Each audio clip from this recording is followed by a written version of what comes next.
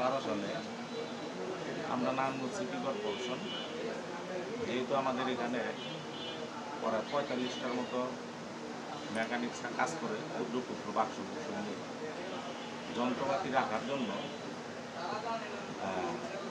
তৎকালীন সময় যে শ্রমিকরা তারা দায়িত্ব পালন করতেন, ওনারা অনেক জুলুম অত্যাচার করতেন।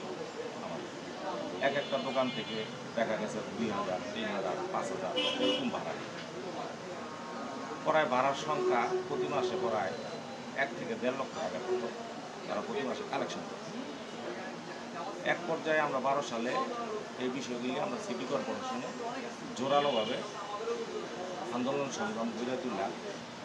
আমরা 45টা মেকানিক্সদের অ্যালটমেন্ট সরকারি নীতি হিসাব করে আমরা 45টা ঘর অ্যালটমেন্ট যার যার নামে আমরা পাই।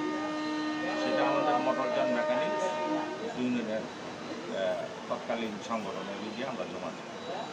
তারপরে আমাদেরকে সিটি কর্পোরেশনে আমাদেরকে বরাদ্দ দেওয়ার পরও আমাদের 1 বছর ওই সাহেব ওসমানের যেই সংগঠন ছিল ওনাদের সাথে আমাদের 1 বছর যুদ্ধ করতে হয়েছে, আন্দোলন সংগ্রাম করতে হয়েছে। এক পর্যায়ে গিয়া তারা তখন সিলিন্ডার হয়, এমনকি আমাদের এই ভাড়া তোলা সব বন্ধ করে। আমরা বিগত 11 বছর ভাড়ার থেকে সম্পূর্ণই বঞ্চিত ছিলাম, মানে আমরা ভাড়া দিইনি। কারণে আমরা সিটি কর্পোরেশনে তার সমস্ত পেমেন্ট আমরা দিয়ে আসতাম। বছরে যা কেউ বছরে খাজনা দিতাম, তো 6 মাসে, তো 2 মাসে, এভাবে খাজনা পরিশোধ করে এখনো পর্যন্ত আসতাম। কিন্তু 5 যে আমরা ওই ছাত্র জনতা, শ্রমিক জনতাকে গণঅভ্যুত্থানের পরে এমন একটা সিচুয়েশন হইল, 6 আগস্টেই 5 আগস্ট গণঅভ্যুত্থান হলো। 6 আগস্টে আমাদের এলোপাতারি প্রত্যেকটা দোকানে তালা মারা শুরু করলো। দখলের একটা পায়তারা, এই গ্রুপ ওই গ্রুপ গ্রুপের শেষে। তখন আমরা আমাদের যে ছাত্র আন্দোলনে যারা করছেন, যাদের আমরাও ছিলাম, আমরা এই সমন্বয়কদের সাথে যোগাযোগ করি। তখন মোটামুটি আমাদের যে সমন্বয়করা ছিল ছাত্ররা, ওনারা এসে এখানে 4 ঘন্টার আলটিমেটাম দিলে তখন এই তালা, যত তালা আছে সমস্ত তালা তারা খুলে দেয়। কিন্তু তারা তালা খুলে দিছে কথা সত্য, কিন্তু ওই যে আমরা যে ছাত্রদের ইনফরমেশন দিছি, এই একটা ক্ষোভ তাদের ভিতরে আমার মনে হয় একটা জন্ম নিছে। ওই ক্ষোভের থেকে এই আপনার মোটামুটি 15 দিন বা 1 মাস মনে একটু ভালো ছিল। তারপরের দিনেই দেখা গেছে যে বিভিন্ন একবার নাম বিক্রি করা হয় দেবকে, হয়তো একবার নাম বিক্রি করা হয় কানবাজারের নেতা। এই পর্যায়ে চলতেই থাকে। যাই হোক, এই পর্যায়ে চলতে থাকে।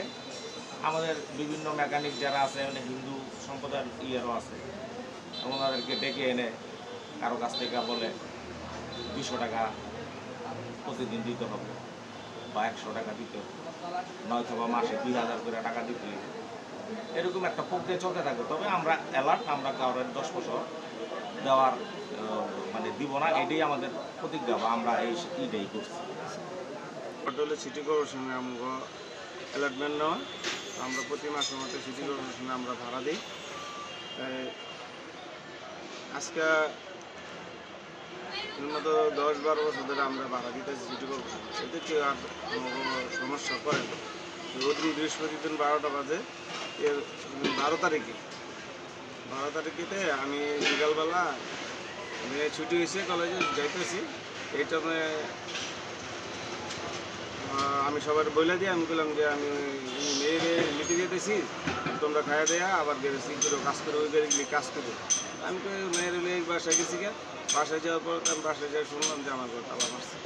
কে তালা মারছে? আলমগীর, লিটন, সোহাগ, কুদ্দুস, আনোয়ার, তারা তালা মারছে। তালা মারার পরে আমি শুনলাম 2 ঘন্টা পরে আমার মোবাইলটা আবার বন্ধ আছিল, চার্জ দিয়েছি। পরে আমরা শোনার পরে আমি কাজুভাইয়ের দোকানে আছি। কাজুভাইয়ের দোকানে আমরা বুঝছি যে মিস্ত্রি অনেক জ্বর হয়ে গেছি। জ্বর থাকার পরে দাদু ভাই নাই, দাদু ভাইয়ের ফোন দিলাম, কয় আমি আসতেছি। জানাইলাম, এই কথা জানাইতে দাদু ভাই আইতে হইতে আমার দোকানে তালা খোলা দিছে। শ্রমিক কমিটির নেতা একজন তালা খোলা দিয়েছে, ফারুক সাহেব তালা খোলা দিয়েছে। তালা খোলা যাওয়ার পরে আমার ফোন দিয়েছে, ওই ফারুক সাহেব ফোন দিয়েছে, কই? আমি গেছি দাদু ভাইয়ের দোকানে, সঙ্গে সঙ্গে ওই দোকানে গেছি। যাওয়ার পরে যে চা খাইতে চাইছে, চা খাওয়াইছে। আমগুলোকে কথাবার্তা শেষ হবে, কালকে এটা আমি সমাধান করে দেবো। এই পরে আমরা আবার সবাই মিস্ত্রি এই জায়গায় চা খাইতে আসি। চা খাইতে আসি, যে তালা মারছে এই আমগুলোকে উল্টা আরো ঝগড়া করছে। ঝগড়া গিয়ে আলমগীর ওই ঝগড়া করে এর আগে থানায় গিয়া নিজের 60 মার সিগারেটিরা বিজয়ী আমার নামে মামলার করছে। পরের দিন আবার শুক্রবার অফিস ভেঙ্গা চেয়ারম্যান উল্টায় ছিঁড়ে আমার নামে গিয়ে আবার ভিডিও করে ছাড়ছে। আমি পরবর্তীতে আমি সিটিও ভাড়া দিয়ে সিটিও পারবো, কারো তো আমি চান্দা জীবনে থাকবো না। কারো আমার ঘর ভাড়া আমি সরকারের যাই, আমি কারো চান্দা দিয়ে দোকানদারি করবো, আমার গ্যারেজ চালাবো।